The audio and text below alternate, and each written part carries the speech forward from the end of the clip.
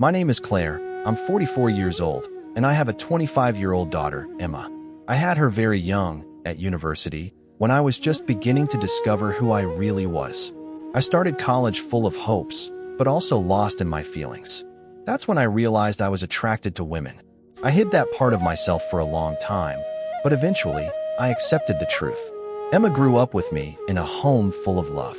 We were close, more than just mother and daughter. I knew she had her own path to follow. When Emma turned 18, I told her my truth, hoping she would understand me, that she wouldn't be hurt. But she surprised me. She admitted she was also attracted to women and was afraid to tell me. That moment broke me. I cried because I understood how much she needed love and support. Since then, we share everything, without taboo, without judgment. Emma met someone, a girl, Sarah, sweet, funny, mysterious. She often came to our home, and little by little, I felt our relationship change. Sarah had this special way of smiling that made me lose my bearings. She was fresh, sincere, but also a bit mysterious. Emma seemed happy with her, and I liked her too, without really understanding why. Evenings with the three of us became frequent, almost natural. It wasn't just Emma and Sarah anymore, it was me too. We shared laughs, knowing glances. One evening, when Emma went out, Sarah stayed with me alone. Silence settled, heavy with unspoken words. She approached gently, her gaze burning. I felt a warmth flood my body, something forbidden. I stopped for a moment, aware of the danger. Then I kissed her. That kiss, soft and passionate, opened a door I thought was forever closed. Since then, our meetings changed. What was supposed to remain secret became reality. But the weight of the secret ate at me. Emma, my daughter, my confidant, the only person I trusted, could never know. Yet every time I saw Sarah, that guilt grew. I wanted to stop, but something irresistibly drew me to her.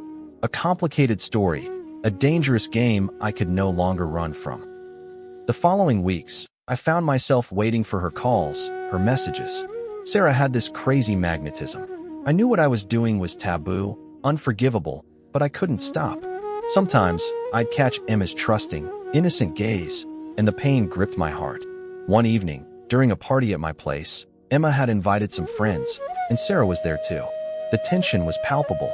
I saw the exchanged looks, the hints. I tried to stay distant, but Sarah sought me out with her eyes, brushed my hand, sent signals I couldn't ignore. Nothing else mattered. Not morals, not fear of being discovered. I was caught in a whirlwind of passion, guilt, desire, and betrayal. One evening, Emma came home earlier than expected. She caught us. That moment was a shock. Sarah and I froze, unable to speak. Emma saw what she shouldn't have. Her look changed from surprise to pain. I knew our secret wouldn't stay hidden much longer. This dangerous triangle was starting to explode. The next day, the atmosphere was heavy, electric. Emma didn't want to talk. Sarah became distant, avoiding my gaze. I felt guilty, humiliated. Yet, part of me wanted to explain everything, to tell her everything without filters. But how? Days passed, and the silence between us was a thick, insurmountable wall.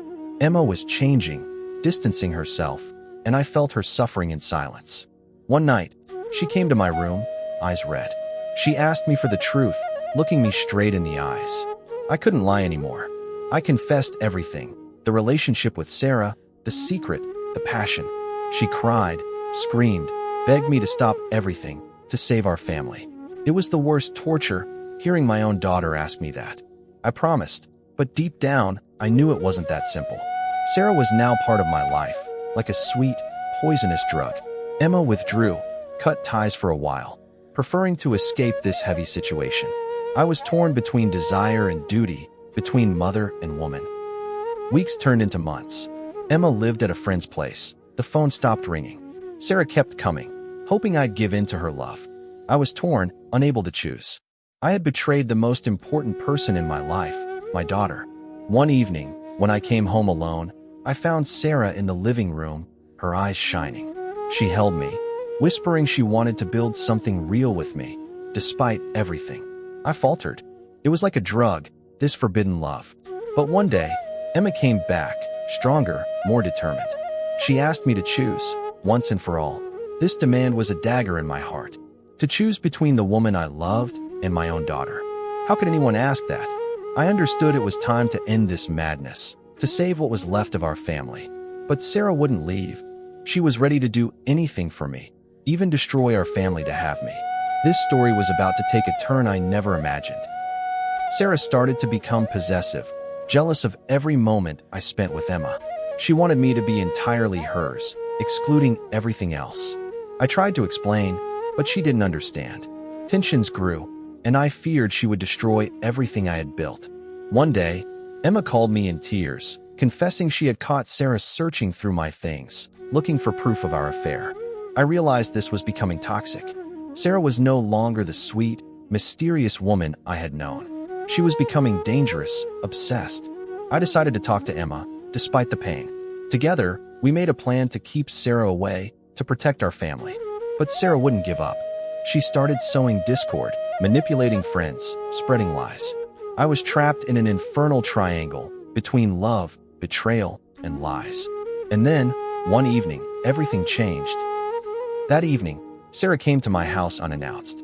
She was furious, accusing Emma of stealing her love. Words flew, screams erupted. I tried to calm the situation, but nothing worked. In a rage, Sarah revealed she was pregnant. Me, pregnant with my daughter's girlfriend's child. That shock changed everything. Emma, devastated, burst into tears. I was lost, without bearings. What to do? Keep the child? Fight for this forbidden love? Or give it all up to save what was left of our family? The following days were a nightmare. Tensions, arguments, pain. I was torn between the joy of new life and the shame of this secret. Emma distanced herself even more, refusing to see what was happening. I felt trapped, locked in a story I no longer controlled. I tried to stay strong, hold my head up for the child to come. Sarah showed herself fragile and determined, asking me to choose, to love her without reserve. But reality caught up. Emma refused to forgive me, to understand. She cut ties, breaking the precious bond between mother and daughter. The baby was born on a winter morning, a fragile little being amid the chaos. Sarah and I were happy, but isolated. The house, once full of laughter, was now silent. Emma didn't want to see her child, refused to recognize this broken family. I wondered if I had made the right choice, if the price was worth paying. But deep inside, a small voice told me love could overcome even the deepest wounds. Months passed, and life went on, difficult and complicated. Sarah and I learned to be parents, despite hostile looks and judgments. Emma remained distant, refusing to return or forgive. But sometimes, she called, hesitant, searching for a way in. I knew it would take time, lots of time, to heal these wounds. One day, Emma came back home, red-eyed, asking to talk. She wanted to understand why, how I could do this. We talked long and hard, cried, and even laughed. It was a fragile start towards reconciliation. Sarah, on her side, slowly faded, respecting the mother-daughter bond. Love took a new, unexpected, but real shape. I felt that despite everything, family could rise from its ashes. Little by little, Emma and Sarah learned to coexist, to find their place with each other. It wasn't easy, often painful, but necessary. I was at the center of this storm, between the two women I loved. I understood that choices are never simple, that they involve hearts and souls. I also realized that truth, however difficult, always comes out, and that love, even broken, can be rebuilt. We began writing a new chapter, imperfect but sincere. Family, in the end, is not just about blood ties, but about acceptance and forgiveness. Today, I look back with a mix of emotions. This story, as painful as it is, taught me who I really am. I loved, I betrayed, I suffered, but I also grew. Emma is still my daughter. Sarah is the mother of my child. We found a fragile but real balance. I know the road will be long. Wounds will never completely disappear. But life goes on, with its trials and joys. I share this story to say there is no perfect model, that love can take 1,000 different forms. And sometimes, the greatest courage is to accept your mistakes and try to move forward. The last lesson I learned is that family is above all love, in all its forms. I don't regret loving Sarah, even if it broke the world I knew. I don't regret being honest with Emma, even if it took time for her to forgive me. Today, we are a different family, imperfect but united. I know our story doesn't look like any other, but it's ours. And maybe in this difference, there is a kind of beauty and unexpected strength. I leave you with this thought.